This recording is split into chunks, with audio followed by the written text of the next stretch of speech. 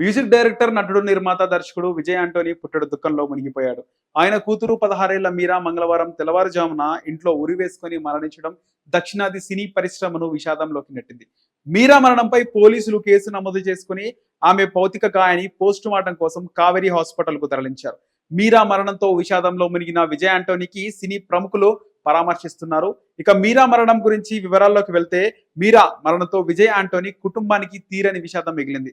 తన కుటుంబానికి ధైర్యం చెబుతూ విజయ్ ఆంటోనీ అండగా నిలిచారు. కావేరీ హాస్పిటల్లో మీరా శవపరీక్షకు స్వయంగా హాజరయ్యారు. తన కుటుంబ సభ్యులని ఎవరిని లోపలికి తీసుకెళ్లకుండా విజయ్ ఆంటోనీ స్వయంగా ఒక్కరే వెళ్లి శవపరీక్ష సందర్భంగా ఉన్నట్లు ప్రత్యక్ష సాక్షులు చెబుతున్నారు. శవపరీక్ష అనంతరం కావేరీ వైద్య వర్గాలు మీరా బాడీని విజయ్ ఆంటోనీ ఫ్యామిలీకి అప్పగించారు. అప్పటి వరకు ధైర్యంగా ఉన్న ఆయన అచేతనంగా పడి ఉన్న తన కూతురుని చూసి విజయ్ ఆంటోనీ బోరున విలపించారు. ఏడుస్తున్న విజయ్ ఆంటోనీని స్నేహితులు, సన్నిహితులు సమాధానించడం వారి తరం కాలేకపోయింది. విజయ్ ఆంటోనీ కూతురు పార్థివ దేహాన్ని కడసారి చూసేందుకు సినీ ప్రముఖులు తరలివచ్చారు.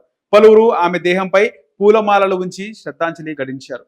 విజయ్ ఆంటోనీ కుటుంబాన్ని పరామర్శించేందుకు సూపర్ స్టార్ విజయ్ తల్లి శోభా చంద్రశేఖర్ స్వయంగా వచ్చారు.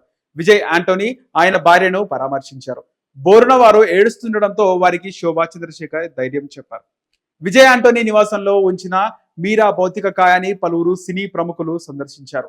వారిలో ఉదయానిధి, ఖుష్బూ, మన్సూర్ అలీఖాన్, సంతానం, డి శివ తదితరులు పరామర్శించారు. హీరో విజయ్ కూడా విజయ్ ఆంటోనీ నివాసానికి వస్తున్నారనే వార్త మీడియాలో కనిపించింది. విజయ్ నటించిన శుక్రన్ సినిమా ద్వారా విజయ్ ఆంటోనీ మ్యూజిక్ డైరెక్టర్ గా పరిచయమైన సంగతి తెలిసిందే. విజయ్ ఆంటోనీ కుటుంబాన్ని సూసైడ్ వ్యవహారం మరోసారి కుదిపేసింది. విజయ్ ఆంటోనీ తండ్రి కూడా సూసైడ్ చేసుకుని మరణించారు. విజయ్ ఆంటోనీ 7 ఏళ్ల తన సోదరి 5 ఏళ్ల వయసులో ఉన్నప్పుడు తండ్రి ఆత్మహత్య చేసుకుని మరణించడం విషాదాన్ని మిగిల్చింది. తండ్రి మరణం వల్ల తమను పెంచడానికి తల్లి ఎంత కష్టపడిందనే విషయాన్ని పలు సందర్భాల్లో విజయ్ ఆంటోనీ బాగా చెప్పారు కూడా.